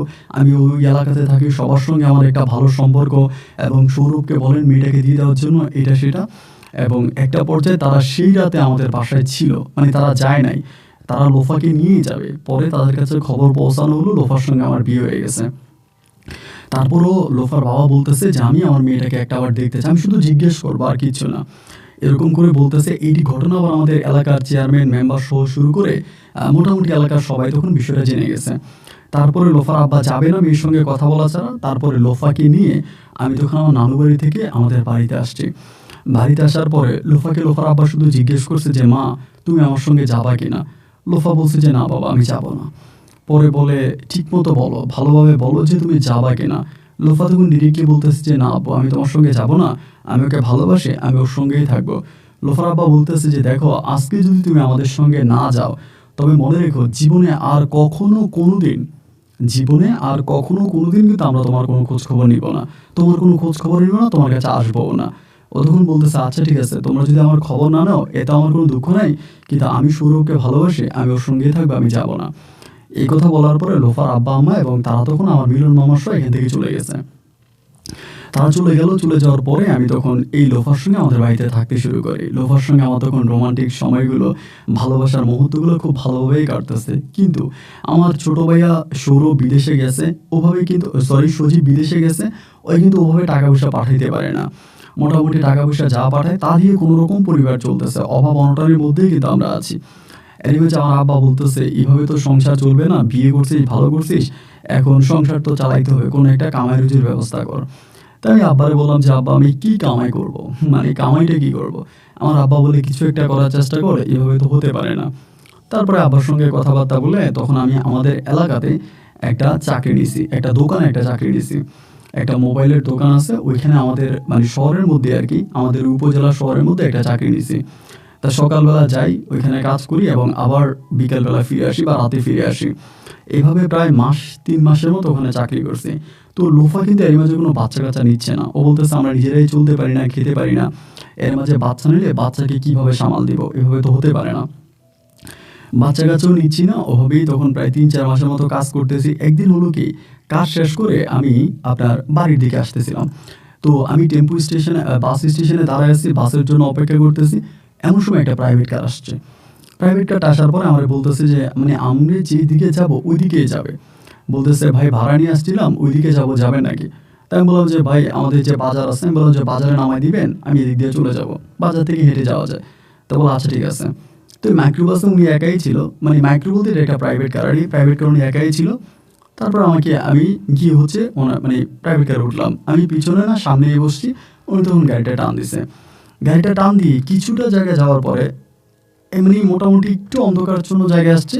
তখন রাত্র আপনার বেশি না, প্রায় 8টা কি 8:30টার মতো আছে। তখন কিছু লোকে গাড়িটা সিগন্যাল দিছে। সিগন্যাল দেওয়ার পরে ওইখানে গাড়িটা থামাইছে। গাড়িটা থামানোর পরে এই 5-6টা লোক উঠছে, উঠে আমার মানে মুখের মধ্যে হাত দিয়ে ফেলছে। আমি যেটা বুঝছি হয়তো ছিনতাইকারী, আমার টাকা পয়সা নিয়ে যাবে এরকম কিছু একটা। আমাকে তখন অজ্ঞান করে ফেলে, গাড়ির মধ্যে অজ্ঞান করে ফেলে।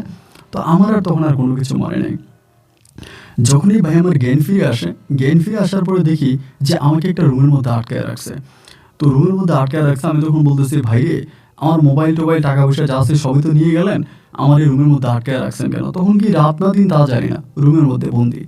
তা আমার এখানে আটকায় রাখছেন কেন, আমারে যেতে দেন। বলে না, তোরে যাওয়ার এখনো তোরে যেতে দিব না, তোকে বলবো কখন তোর যাওয়া লাগবে। তাই বললাম যে, ভাই আপনারা কি চান, আপনারা কি আমার কাছে মুক্তিপণ দাবি করেন নাকি? বলে না, কোনো মুক্তিপণও দাবি করি না। মানে আমার কাছে কোনো টাকাও চায় না, কোনো মুক্তিপণও চায় না, এবং আমাকে এখান থেকে ছাড়তেছে না, আমাকে এখানে আটকায় রাখছে। তো বারবার বলতেছি যে, ভাই আমাকে এখানে আটকায় কেন রাখছেন, আমাকে ছেড়ে দেন, আমাকে এভাবে আটকায় রাখেন না, আমাকে আমার পরিবারের কাছে যেতে দেন, আমাকে ছেড়ে দেন। না, ওরা ছাড়বে না, ওদের কথায় একটা ছাড়বো না। এবং আরও উল্টা চিল্লাচিল্লি করতেছে, যায় ঝামেলা করতেছে, বড় বড় কথা বলতেছে, এখানের মধ্যে আটকায় রাখছে। ভাই কতদিন কত রাত কোনো হিসাব নেই, আমাকে ঘরের মধ্যে আটকায় রাখে। খাবারের সময় হলে খাবার দেয়, খাবার খাচ্ছি। এইভাবে প্রায় আপনার 1 থেকে 1.5 মাসের মতো, মানে 30 কি 45 দিনের মতো আমাকে এখানে আটকায় রাখে। এবং 30-45 দিনের মতো আটকায় রেখে আমাকে এখান থেকে একটা সময় তারা ছেড়ে দেয়। এবং ছেড়ে দেওয়ার পরে আমি তখন বাড়িতে যাই। এবং বাড়িতে যাওয়ার পরে আমার আব্বা আম্মা তো আমাকে পেয়ে খুব মানে চিল্লাচিল্লি করতেছে, কোত্থেকে আসছিস তুই, এতদিন পরে কীভাবে আসলে? আব্বা আম্মা সবাই কান্নাকাটি করতেছে। আমি তখন বললাম যে, এইভাবে আমাকে আটকায় রাখছিল এবং ওখান থেকে আমাকে ছেড়ে দিছে। আমার আব্বা আম্মা বলে, তো লুফা তো চলে গেছে ঢাকায়। ওর নাম্বারে তখন কল দিলাম, দেখলাম যে ওর নাম্বারটা বন্ধ। ওর নাম্বারটা বন্ধ পাওয়ার পরে আমি তখন লোফার ফ্যামিলির সঙ্গে তো আমার আর যোগাযোগ নেই। আমি তখন লোফার ডিরেক্টলি আমাদের যে মামা আছে, মিলন মামার বাসায় গেছে। এখান থেকে আমি বের হওয়ার পরে লোফার তো কোনো খোঁজখবর পাচ্ছি না। ওর খোঁজখবরের জন্য মিলন মামার বাসায় যাওয়ার পরে মিলন মামা তখন আমাকে একটা কথাই বললো যে, সৌরভ, যদি জীবন বাঁচাতে চাস, যদি বাঁচতে চাস, তাহলে এই লোফাকে ভুলে যা। আর তোরে মামা স্পষ্ট করে একটা কথা বলি, তোরে যে 1.5 মাস আটকে রাখছিল, এটা কোনো সন্ত্রাসী না, এরা কোনো ইয়ে না, এটা হচ্ছে লোফার বাবা লোকেরা। লোফার বাবা লোকেরা তোকে 1.5 মাস আটকে রাখছে এবং তোর জীবনের বিনিময় লোফা বিয়ে বসে গেছে। তোর জীবনের বিনিময় লোফা অন্য জায়গায় বিয়ে বসে গেছে। তো লোফা এখন ভালো আছে, মেয়েটার সংসার অনেক সুখের আছে। এবং তুই মেয়েটাকে ডিস্টার্ব করিস না বাজান, তুই তোর মতো করে ভালো থাক, তুই চলে যা, গ্রামে যা, গিয়ে একটা বিয়ে শাদী কর। লোফার বাবা কখনোই তোকে মেনে নিবে না, এই সম্পর্কটা নিয়ে তুই আর সামনে থেকে বাড়াইস না। ভাই আমি তখন মানে ঠিক বুঝতে পারতেছিলাম না যে আমি কি করব, মানে খুব কান্নাকাটি করতেছি। এবং আমি তখন ঢাকায় আছি, আমি তখন ঢাকা থেকে যাই নাই, মামার বাসায় আমি উঠি নাই, কিন্তু অন্যদের বাসায় উঠতেছি, ঘুরতেছি, এই করতে করতে লোফার হাজব্যান্ডের ঠিকানা আমি তখন খুঁজে বাইর করি। ওনার বিশাল কোম্পানি আছে, অনেক বড় লোক মানুষ, ওনার ঠিকানা বের করি। এবং বের করার পরে মানে আমি তখন কি করতেছি না করতেছি আমি নিজেও জানি না, আমি পুরোপুরি পাগল হয়ে গেছি, আমি পুরোপুরি পাগল হয়ে গেছি। আমি প্রায় কিছুদিন পরে ওনার অফিসে যাই। ওনার অফিসে যাওয়ার পরে আমি ওনার সঙ্গে ডিরেক্টলি মিট করে দেখা করে মানে কিচ্ছু বলে জাস্ট কান্না করতেছে ওনার সামনে দাঁড়ায় উনি বলতেছে যে উনি এরকম কান্না করতেছে দেখে আমার বলে তোমার নাম কি? আমি তখন বললাম যে আমার নাম সৌরভ। এটা বলার পরেই তিনি তখন আমাকে ডাক দিয়ে ওনার অফিসের ভিতরে নিয়ে গেছে। নিয়ে গিয়ে বলতেছে তুমি কি লোফাকে চিনো? তুমি কি লোফার বিষয়ে কোনো কিছু বলতে আসছো? মানে এইটা লোফার হাজব্যান্ড আমাকে বলতেছে। আমি বললাম জি স্যার, আমি লোফার বিষয়ে বলতে আসছিলাম। আপনি কতটুকু জানেন আমি জানি না, আপনি লোফাকে বিয়ে করছেন সবই ঠিক আছে, আমি লোফা কেমন আছে এটা জানতে চাই। উনি বলে না লোফা তো ভালো নেই, লোফা তো ভালো নেই, আমি তো লোফাকে বিয়ে করেছি কিন্তু আমার সংসার জীবনে কোনো সুখ নেই। আমি পরে জানতে পারছি লোফার বাবা তোমাকে আটকায় রাখে এবং তারপরে লোফাকে বিয়েতে রাজি হতে বাধ্য করে এবং এরপর লোফার সঙ্গে আমার বিয়ে হয়। আমি তো লোফার বাবার নামে মামলা দিব এরকম চিন্তা ভাবনা করতেছি যে উনি এমনভাবে কেন মেয়েটাকে আমার সঙ্গে বিয়ে দিল। আমি তো সংসার জীবনে খুব অসুখী। আমি তখন ওনাকে বলতেছি যে স্যার আমি আপনার পায়ে ধরে বলি আপনি আমার লোফাকে আমার কাছে দিয়ে দেন, আমি লোফাকে নিয়ে পালিয়ে যাবো বা আমি লোফাকে নিয়ে আমার গ্রামে চলে যাব। উনি বলে লোফার বাবা মা লোফার সঙ্গে এখন আর কথা বলে না এবং তার বাবা মায়ের সঙ্গেও তার সম্পর্ক ভালো নাই। আচ্ছা ঠিক আছে, আপনার নাম্বারটা আমাকে দিয়ে যান, আমি আপনাকে রাতে ফোন করব। এই কথা বলার পরে সেদিন রাত প্রায় 10টার দিকে উনি আমাকে ফোন করে। ফোন করার পরে তখন উনি বলেছিলেন আপনি লোফার সঙ্গে কথা বলেন। ফোনটা লোফার কাছে দেওয়া মাত্রই লোফা চিৎকার করে কেঁদে বলতেছে তুমি বেঁচে আছো, তুমি কি এখনো বেঁচে আছো? আমি বললাম বৌরে আমি তো বেঁচে আছি, আমি তো বেঁচে আছি কিন্তু তোমার সঙ্গে আমার কোনো তালাক হয়নি, কোনো ডিভোর্স হয়নি, কিন্তু তোমার বাবা তোমাকে অন্যত্র বিয়ে দিয়ে দিয়েছে। ও বলে আমি তোমার জীবন বাঁচানোর জন্য বিয়ে বসছি। আমার আব্বা তোমাকে আমাকে দেখাইছে তোমাকে মেরে ফেলতো যদি আমি বিয়েতে রাজি না হইতাম। আমার হাজব্যান্ড অনেক ভালো, আমি আমার হাজব্যান্ডকে সব কিছু বলছি, উনি সব কিছু জানে, উনি আমাকে তোমার কাছে যাওয়ার জন্য অনুমতি দিয়েছে। তুমি কোথায় আসছো বলো, আমি তোমার কাছে যাবো। আমি বললাম লোফা এরপরও তুমি আমার কাছে আসবা? ও বলে হ্যাঁ, আমি তোমাকে ভালোবাসি, আমি তোমার কাছে যাব। আর আমার বাবা মা কোনো বাধা দিবে না। আমি আমার আব্বা আমার নামে খুব ঝামেলা করছি, আমার আব্বার নামে আমি মামলা দিছি। আমি আমি আমি তোমার সঙ্গে যাব, তুমি প্লিজ আমাকে তোমার কাছে নিয়ে যাও। আমি বললাম লোফা তাহলে আমি অমুক জায়গায় আসি, তুমি কালকে আসবা? বলে হ্যাঁ আমি কালকে আসবো। রাতের মধ্যে তখন আমার ভিতরে কি অনুভূতি হচ্ছে আমি আপনাকে এটা বলে বোঝাতে পারবো না। সকালবেলা আমার ভালোবাসার মানুষটা আমার কাছে আসবে এবং ঠিক এই লোফার হাজব্যান্ড লোফাকে আমার কাছে দিয়ে গেছে। মানে এইরকম মানুষ আমার জীবনে মনে হয় আমি আর কখনোই দেখিনি, যে কিনা নিজের বউকে আমার হাতে তুলে দিয়ে গেল। এবং লোফাকে নিয়ে আমি তখন আমার গ্রামের বাড়ি সিলেটের উদ্দেশ্যে রওনা দিলাম। জানি না আমার ভবিষ্যৎ কী হবে, জানি না আমি এরপরে কোথায় যাব, এরপরের স্টেপটা আমার কী হতে পারে। এই বলে লোফাকে নিয়ে আমি আবারও গ্রামে গেলাম। আমার আব্বা আমা তো অবাক হয়ে বলতেছে বাজান এটা তুই কেন করতেছিস, দুনিয়াতে কি মেয়ের অভাব? কিন্তু এরপরে লোফার আব্বা মা লোফার সঙ্গে আর কোনো যোগাযোগ করেনি, তার সঙ্গে আর কোনো কথা বলেনি। এরপর লোফাকে নিয়ে আমি আমার গ্রামের বাড়িতে বেশ সুখে শান্তিতে জীবন কাটাচ্ছিলাম। লোফা একটা সময় আমাকে বলল তুমি এখন কি করবা, কিভাবে চলবা? আমি বললাম কি করব কিভাবে চলবো তা তো বুঝতেছি না। ও বলে আমার হাজব্যান্ড আমাকে যে গয়নাগাটিগুলো দিয়েছিল, আমার শরীরে অনেক গয়না আছে, আসলে কিন্তু ওর শরীরে অনেক গয়না ছিল। ও বলে এই গয়নাগুলো বিক্রি করে তুমি দেখো কোনো কিছু করতে পারো কিনা। আমি বললাম যে গয়না বিক্রি করে আমি কি করব? তারপর ওর গয়নাগুলো আমি বিক্রি করি। তখন আমাদের হাত একেবারে শূন্য, আমার কাছে টাকা নাই। গয়নাগুলো বিক্রি করার পরেও তখন আমাকে বলতেছে যে তুমি একটা কাজ করো, তুমি বিদেশে চলে যাও আমাকে বলে। আমি বললাম লোফা এটা তুমি কি বলতেছো, আমি বিদেশ চলে যাব? ও বলে দেখো আমি তোমাকে নিয়ে ভয় পাই, আমার আব্বা চুপ করে আছে, আমি জানি না তার প্ল্যানিং কি। এমন হতে পারে সে তোমাকে আবারও তুলে দিবে, সে তোমাকে আবারও কিডন্যাপ করবে এবং সে তোমাকে আবারও মারবে, তোমার ক্ষতি করবে। সো তুমি একটা কাজ করো, তুমি বিদেশে চলে যাও। তুমি বিদেশ চলে গেলে আমি তোমার আব্বা আমার সঙ্গে থাকবো। আমি তখন বললাম লোফা এগুলো তুমি কি বলতেছো? এই করতে করতে তখন বলে দেখো এই বাংলাদেশে তোমাকে নিয়ে বেঁচে থাকা আমার বড় কঠিন, আমি তোমাকে নিয়ে বেঁচে থাকতে পারবো না। আমার আব্বা আম্মা তোমার ক্ষতি করে ফেলবে। তুমি আমার কথাটা শোনো, গয়নাগুলো বিক্রি করে যে টাকা হয়েছে আমি আরও কিছু টাকা আমার কাছে আছে, আমি তোমাকে দিচ্ছি, তুমি বিদেশ যাওয়ার ব্যবস্থা করো। আমি রাজি হই না, তারপরও লোফা আমাকে বাধ্য করায় বিদেশে লাইন করার জন্য। এরপর আমি আমার কাগজপত্র ডকুমেন্ট জমা দিই, মানে পাসপোর্ট করি এবং পাসপোর্ট করার পরে ও তখন আমাকে বিদেশ পাঠিয়ে দেবে, কিন্তু ওর আব্বা আমার সঙ্গে ওর কোনো যোগাযোগ নেই। এরপর আমি মালয়েশিয়ার একটা ভিসা পাই। ভিসা পাওয়ার পরে আমি চলে যাব। এমন সময় আমাকে বলতেছে যে মানে আমার সব কিছু ঠিক হয়ে গেছে। একদিন রাতের বেলায় ও আমাকে আমাদের যে পারিবারিক কবরস্থান ওই কবরস্থানে নিয়ে গেছে। ওই বেশিরভাগ সময় ওই কবরস্থানে গিয়ে বসে থাকতো, মানে আমি যখন বিদেশে যাচ্ছিলাম তখন। তা আমি ওরে বলতাম যে তুমি এরকম কবরস্থানে বসে থাকো কেন? ও আমাকে বলে মানে পৃথিবীর যে জীবনটা এটা একেবারে ঠুমকো ছোট্ট একটা জীবন, কিন্তু কবরের জীবনটা বিশাল বড়। কবরের জীবনটা অনেক বড়। আমি আমার কবরের জীবনে মানে আমার পরকালে তোমার সঙ্গে থাকতে চাই। তো আমি যদি মরে যাই তাহলে আমার কবরটা এখানে দিও, তোমার পাশে আমাকে রাইখো। আমরা কবরে পাশাপাশি থাকবো, সারা জীবন আমরা একসঙ্গে থাকবো। তুমি যদি আমার আগে চলে যাও আমি তোমার কবরের পাশে থাকবো, আর আমি যদি আগে চলে যাই তুমি আমার কবরের পাশে থাইকো। এই কথাগুলো না আমাকে বলতো, এবং এগুলো বলে বলে ও কান্না করতো। আমি বললাম তুমি এরকমটা করো না জান, সব কিছু ঠিক হয়ে যাবে। তুমি এরকমটা করো না। তুমি এরকম কান্নাকাটি করলে কি আমি বিদেশে গিয়ে থাকতে পারবো বলো? তুমি এরকম কান্নাকাটি করলে তো আমি থাকতে পারবো না। ও আমাকে বলে, না আমি কান্নাকাটি করতেছি না, আমি শুধু তোমাকে বলতেছি যে তুমি আমার কাছে ফিরে এসো, খুব তাড়াতাড়ি এসো। যাই হোক, সব কিছু ঠিকঠাক হলো, আমার ভিসার টিকিট সব হয়ে গেল। আমি তখন মালয়েশিয়ার উদ্দেশ্যে রওনা দিলাম, এবং মালয়েশিয়াতে যাওয়ার পরে আমি তখন একটা কারখানাতে চাকরি পাই। একটা কারখানাতে চাকরি করি, এবং কারখানাতে চাকরি যে করি আমার ওখানে মানে বেতন খুবই কম ছিল, খুব কম টাকা বেতন। এত কম টাকা বেতন যে আমি এই কম টাকা বেতন দিয়ে আসলে তেমন কিছু করতে পারি না।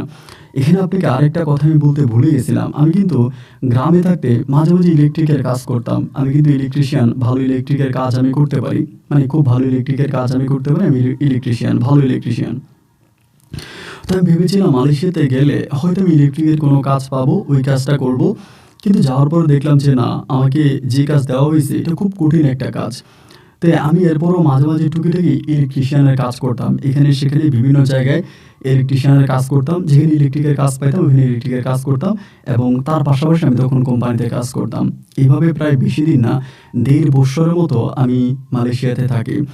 ১.৫ বছর পরে একদিন আমি একটা রবিবারে আমি একটা ভালো কাজ পাইছিলাম, একটা বিল্ডিংয়ের ইলেকট্রিশিয়ানের কাজ পাইছিলাম। তা আমি যে রুমের মধ্যে থাকতাম, ওই রুমের মধ্যে যারা আছে তারা সবাই আমাকে চিনে জানে, বা সবার সঙ্গে আমার ভালো সম্পর্ক। আমরা রুমে ৪ জন ছিলাম, ৪ জন ৪ জায়গায় চাকরি করতাম। তা আমি তখন করলাম কি, সকালবেলা কাজে রওনা দিছি, আমাদের এখানে কোনো ছুটি নেই, সাপ্তাহিক কোনো ছুটি নেই। রবিবারে কাজে রওনা দিছি, রওনা দেওয়ার পরে ওই লোকটা তখন আমাকে ফোন দিছে। উনি আমাকে ফোন করছে, ফোন করে বলতেছে যে আমি আসবো কিনা। তাই আমি বলছি যে আচ্ছা ভাই ঠিক আছে আমি আসবো। ওই সময় কিন্তু আপনার এই লোক কিনতে পাওয়া যায়, মানে অনেকেই হয় না লেবার টাইপের। তখন আমি চিন্তা করছি যে যে কোনো একটা লেবারে আমি কাজটা বুঝিয়ে দিয়া আমি ওইদিকে চলে যাব, বা ওই যে ইলেকট্রিশিয়ানের কাজ করব ওইখানে চলে যাব। এই চিন্তা করে তখন আমি একটা লেবারকে ঠিক করলাম। ওরে ঠিক করলাম যে এই কাজ মানে আমার লাইনের কাজটা তো লেবারের কাজও করতে পারবে। তাই আমি বললাম এইভাবে লেবারের কাজ, এবং আমি তোরে বেতন দিব। মানে আমার কথা হচ্ছে আমি তো ওইখানে অ্যাবসেন্ট করতে পারবো না। অফিসে যদি আমি না যাই বা কারখানায় না যাই তাহলে কারখানা থেকে আমার সঙ্গে খারাপ হবে বা আমাকে ক্যান্সেল করে দিতে পারে। তো যার কারণে আমি চিন্তা করছি আমার লাইনে আমি এই লোকটাকে দিয়ে কাজ করাবো, এবং আমি ইলেকট্রিশিয়ানের কাজটা করব। তা আমার একদিনের যে বেতনটা লোকটাকে দিয়ে দিব, আর ইলেকট্রিশিয়ানের কাজ করলে আমি ভালো টাকা আরও বেতন পাবো। এই চিন্তা ভাবনা করেই তখন এই লোকটাকে আমি তখন ওইখানে কাজে নিয়ে গেছি। নিয়ে যাওয়ার পরে মানে তারে নিয়ে গেছে, তারাই আমি ঢুকাইছি, আমার সঙ্গেই ঢুকাইছি। ঢুকাইয়া তারে বললাম যে ভাই আপনি আমার লাইনে কাজ করেন, আমি আসতেছি, আমি বিকেলের মধ্যে চলে আসবো। আমার লাইনে তারা আমি কাজে লাগাই দিলাম। কাজে লাগিয়ে দেওয়ার পরে আমি তখন চলে আসছি। ওই একটা মেশিন চালাইতো আর কি, ইলেকট্রিশিয়ান একটা মেশিন চালাইতো, আমি তখন চলে আসছি। চলে আসার পরে লোকটা পাকিস্তানি ছিল, বাংলাদেশি ছিল না, পাকিস্তানি ছিল, এবং খুব ভালো একটা মানুষ ছিল, খুব ভালো একটা মানুষ ছিল। ওনাদের কাজে লাগাই দিয়া আমি তখন ওই ইলেকট্রিকের কাজে গেছি। তো ইলেকট্রিকের কাজে গেছি, তাই সে আমাকে কাজটা অনেক দূরে, মানে আমার যেখানে অফিস এখান থেকে অনেক দূরে, মানে বাসা থেকে অনেক দূরে। তো ওইখানে যাওয়ার পরে আমি ইলেকট্রিকের কাজ করতেছি, সে আমাকে কাজ দেখাইছে, কাজ করতেছি। এভাবে ঘন্টাখানেক কাজ করার পরে হঠাৎ করে ৪ জন মালাই বা অন্য মানে লোক আসছে, এসে আমাকে বলতেছে যে এইখানে যতটুকু কাজ করছো এটা এখানে রাখো, আমাদের আরেকটা বিল্ডিং আছে, তুমি সেই বিল্ডিংয়ে কাজ করতে হবে, সেই বিল্ডিংয়ে চলো। তাই আমি বললাম যে আচ্ছা ভাই ঠিক আছে। তো এটা তো অবৈধ কাজ বা আপনার ইয়ে না আর কি, তো এই জন্য করতেছি। ওইটা তখন বন্ধ করে তাদের সঙ্গে গাড়িতে উঠলাম। তারা দেখি যে অনেক দূরে আমাকে নিয়ে যাইতেছে। তো অনেক দূরে নিতেছে দেখা মানে কুয়ালালামপুরের বাইরে আমাকে নিয়ে যাচ্ছে। পরে আমি গাড়ির মধ্যে বললাম ভাই কুয়ালালামপুরের বাইরে নিচ্ছেন কেন? আমি তো কুয়ালালামপুরের বাইরে যাবো না, মানে মালাই বেশে তাদেরকে বলতেছি। এই কথাবার্তা বলার একটা পর্যায়ে তারা তখন আমার নাকের মধ্যে কি জানির সঙ্গে আমাকে ওইখানে অজ্ঞান করে ফেলে, এবং অজ্ঞান করে যখন আমার জ্ঞান ফিরে আমি তখন দেখি আমি যে একটা গোডাউনের ভিতরে আছি। গোডাউনের ভিতরে আছি, ওইখানে বিভিন্ন ধরনের কাজ হয়, বিভিন্ন ধরনের জিনিসপত্র তৈরি করা হয়, এটা সেটা মানে অনেক ধরনের কাজ। তো আমি এখানে আমার জ্ঞান ফেরার পরে আমি বলতেছি যে আমি এখানে কেন? তো এখানে আমাদের বাংলাদেশি আছে বা বিভিন্ন ইন্ডিয়ান আছে বা অনেক দেশের লোকেরাই আছে, মানে তো ওরা দেখি যে সবাই কাজ করে। তো আমি তখন মানে আমার জ্ঞান ফেরার পর আমি তখন এদের সঙ্গে কথা বলি, এদেরকে আমি তখন বলি যে ভাই এটা কোন জায়গা? পরে তারা বলে আমরাও তো জানি না এটা কোন জায়গা। তাই আমি বললাম আপনারাও জানেন না? কয়েকজন লোক, বেশি না, অল্প কিছু লোক। তখন আমি বললাম যে এখানে কাজ কি? তো এখানে গেটের মধ্যে একটা লোক দাঁড়ায় আছে। ওরে ও সম্ভবত আফ্রিকান বা এরকম হবে। ওরে আমি তখন মালয় ভাষায় বললাম এটা কোন জায়গা? আমার এখানে কেন আনছে? বললো তোরা কাজের জন্য আসছে, তুই কাজ কর। তাই আমি বললাম আমি কাজ করব তো আমি তো এখানে কারখানায় কাজ করি এটা সেটা। আমার কাছ থেকে মোবাইল-টোবাইল সবকিছু নিয়ে গেছে। তো আমি ওখানে তখন কাজ করতে শুরু করি। তা একটা সময় আমি বুঝতে পারলাম এইটা যে তারা বিভিন্ন জায়গা থেকে এরকমভাবে শ্রমিকদেরকে মানে এরকম কিডন্যাপ করে নিয়ে আসে এবং কিডন্যাপ করে এনে বিনা বেতনে মানে বেতন ছাড়া এইরকম জায়গার মধ্যে জিম্মি করে তাদেরকে কাজ করায়। মানে তাদেরকে দিন-রাত মিলে পাহারা দেয়, কাজ করায় কিন্তু কোনো বেতন দেয় না। এবং এই কাজগুলো আমি আপনাকে নিরাপত্তার জন্যই বলতেছি না যে কী ধরনের কাজ। মানে এক কথায় বলতে গেলে আপনার খারাপ কাজ। মানে খুবই খারাপ কাজ। এর থেকেও বেশি খারাপ কাজ আর হতে পারে না। এবং যে কাজগুলো কোটি টাকা দিলেও কোনো মানুষ করবে না, এই কাজগুলো আমাদেরকে মানে বাধ্যতামূলক ওরা আমাদেরকে করায়। তো এইভাবে কাজ করি, এভাবে কাজ করতেছি, দিন যাইতেছে, রাত যাইতেছে।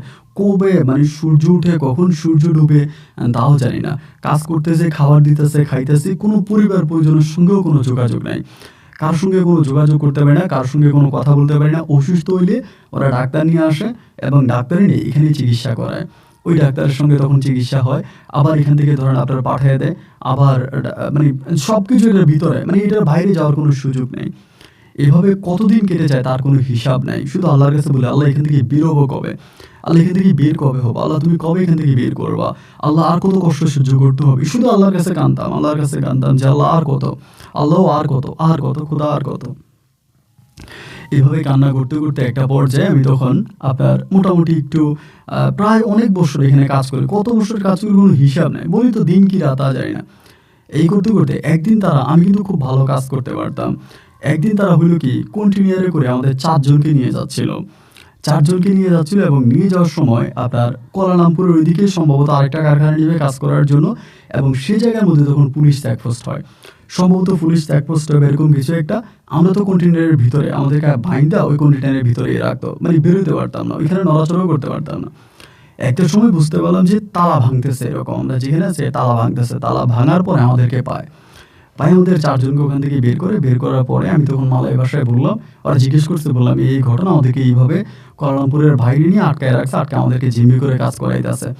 তো তখন আমার হাতের বাঁধন খুলে তখন আমি জানতে পারি যে আমি ৪ বছর যাবৎ ওদের এখানে বন্দী। ৪ বছর। তো আমার পরিবারের সঙ্গে তখন কোনো যোগাযোগ নেই, তাদের কোনো কন্ট্রাক্ট নাম্বারও নেই, আমার মোবাইল-টোবাইল সব কিছু নিয়ে গেছে। তো ওই মালয় পুলিশ অনেক ভালো ছিল। ওরা বুঝতে পারছে যে আমাদেরকে এভাবে আটকায় রাখছে।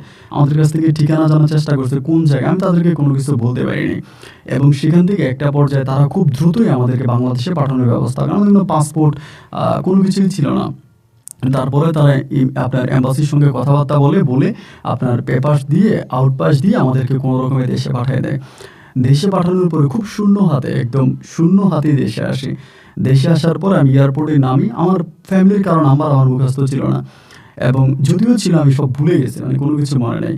ঢাকা এয়ারপোর্টে নামি, ওইখান থেকে আমি আমার গ্রামের বাড়িতে যাই। তখন প্রায় আপনার আসরের কিছুক্ষণ পরে আমি বাড়িতে যেয়ে মানে বাড়িতে গিয়ে দাঁড়াই এবং বাড়িতে গিয়ে দাঁড়ানোর পরে সবাই তখন আমার দিকে অবাক নজরে তাকায় আছে। মানে কেউ বিশ্বাস করতে পারতেছে না যে আমি বাড়িতে আসছি। আমার আব্বা-আম্মা সবাই তাকায় আছে। আমার বলতেছে, "তুই কে? মানে আপনি কে?" আমি বললাম যে, "আমি সৌরভ। আমি মালয়েশিয়া থেকে আসছি। তোমরা কি আমারে চিনো না?" আমার আব্বাও তাকায় আছে, আমার আম্মাও তাকায় আছে এবং এক পর্যায়ে আমার আম্মা আমাকে জড়াই ধরে চিৎকার করে কান্না করে দিছে। কান্না করে বলতেছে, "বাবারে তোর লাশ তো দেশে আসছে আরো প্রায় ৩-৪ বছর আগে। তোর লাশ তো দেশে আসছে। তুই নাকি মারা গেলি। তুই নাকি আগুনে পুড়ে মারা গেছিস। মেশিন চালানোর সময় তোর নাকি মুখ পুড়ে গেছে, শরীর পুড়ে গেছে। আমরা তো তোর লাশ পাইছি না। আমরা তো তোর লাশ দাফনও করছি। তা তুই কোত্থেকে আসলি?" আমি বললাম, "কি বলো আমার লাশ আসছে? এটা কি বলো? আমার বউ কোথায়?" মা বলে, "তোর বউ কবরস্থানে।" বলছি, "কবরস্থানে?" বলে, "হ্যাঁ কবরস্থানে।" মা তখন আমাকে সুন্দর কিছুক্ষণ আগে আমাকে নিয়ে গেছে। নিয়ে যাওয়ার পরে আমি দেখতেছিলাম যে গাছের নিচে আমার বউ লোফা আমাকে বলেছিল যে, "এখানে আমি যদি মরে যাই তোমার পাশে কবর করে থাকবো। আর তুমি যদি মরে যাও আমি তোমার পাশে থাকবো।" ঠিক আমার একটা কবরস্থানের মতো একটা কবর খুঁড়ে ওই কবরস্থানে লোফা থাকতেছে। মানে আমি তখন, ও তখন আমাকে দেখে মানে মানে মানে জাস্ট আমার দিকে তাকায় ওই জায়গার মধ্যে জ্ঞান হারিয়ে ফেলে। মানে এত খুশিতে আত্মহারা নাকি আমি জানি না। জায়গার মধ্যে জ্ঞান হারিয়ে ফেলে। এটা একটা কবরস্থানের মতো ছিল, মানে কবরস্থান বলতে একটা কবরের মতো ছিল, ওই ঘরেও থাকতো। আমি ওইখান থেকে ওকে ধরে বহু কষ্ট করে উঠাই, ওর চোখে মুখে পানি দিয়ে ও চিৎকার করে কান্না করতেছে, ওর কান্নায় মনে হয় যেন কবরের মাটিটা পর্যন্ত কাঁপতেছে। ও বিশ্বাস করতে পারতেছে না যে আমি ফিরে আসছি। ও আমাকে বলে, মালয়েশিয়া থেকে তোমার কফিনবন্দি লাশ আসছে এবং তোমার মুখটা পুড়ে গেছে, শরীরটা পুড়ে গেছে। আমি তোমাকে এখানে দাফন করেছিলাম, আমি তোমাকে কথা দিয়েছিলাম যে আমি জীবিত থাকা অবস্থায়ও তোমার কবরের পাশে থাকবো, তাই তো আমি তোমার তোমার কবরের পাশে আরেকটা কবর খুলি, সে জায়গায় আমি আজকে প্রায় 4টা বছর তোমার সাথে ছিলাম আর মৃত্যুর জন্য অপেক্ষা করতেছিলাম। ভেবেছিলাম মরার পর আমি তোমার সঙ্গে একসঙ্গে থাকবো, কিন্তু জীবিত থাকা অবস্থায় যে তুমি আমার কাছে ফিরে আসবা, এটা আমি কখনো চিন্তাও করতে পারিনি। ওকে বুকে ঝুলিয়ে ধরে আমি কেঁদে কেঁদে বলতেছি, ভোরে বাংলাদেশে আমার সঙ্গে তোমার বাবা যা করেছে, ঠিক মালয়েশিয়াতে আমার সঙ্গে তাই হয়েছে। আমাকে কিডন্যাপ করেছে, আমি 4 বছর যাবৎ এখানে বন্দি ছিলাম। এবং এরপরে আমি মালয়েশিয়াতে যোগাযোগ করি, যোগাযোগ করার পর আমি জানতে পারি যে যে ভাইটারে, মানে পাকিস্তানি যে ভাইটার আমি আমার লাইনে কাজ করতে দিয়েছিলাম, আমাদের এটা তো মেশিন চালাইতে হয়, ও তো ওভাবে চালাইতে পারে নাই, মানে বস্তা, মেশিনে বস্তা আছে ওইটা নামাইতে হয়। এইভাবে ওইখানে কোনো না কোনোভাবে হচ্ছে ইলেকট্রিক শর্ট খায় এবং সে সহ 4জন মানুষ সেখানে মারা যায়। আমার লাইনে ও কাজ করতেছিল, ও মারা গেছে, যার জন্য আমার কোম্পানি মনে করছে এটা আমি, যার জন্য আমাকেই কফিনে বন্দি করে তারা বাংলাদেশে পাঠায়, আমার পরিবার এটাকে দাফন করে, কিন্তু মূলত ওইটাতে আমি ছিলাম না। আমি আমার ভালোবাসার মানুষকে ফিরে পাই, আজও আমি আমার বউ লোফার সঙ্গে আছি। ভাই, আমাদের কোনো সন্তানাদি হয়নি, কিন্তু তারপরেও লোফা মনে হয় যেন জীবনের সবচেয়ে বেশি সুখ আমাকে এনে দিয়েছে। আমার এই ঘটনাটা আমাদের এলাকার প্রায় সবাই জানে এবং আজ আমি লোফার সঙ্গে বেশ সুখে শান্তিতে আছি। আপনার গল্পগুলো আমি আর আমার বউ শুনে আমাদের ভালো লাগে, সেখান থেকে আমার জীবনের এই আধ্যাত্মিক ঘটনাটা আপনার সঙ্গে শেয়ার করলাম। যদি পারেন আপনি আমার গল্পটা রেকর্ড করবেন। ভালো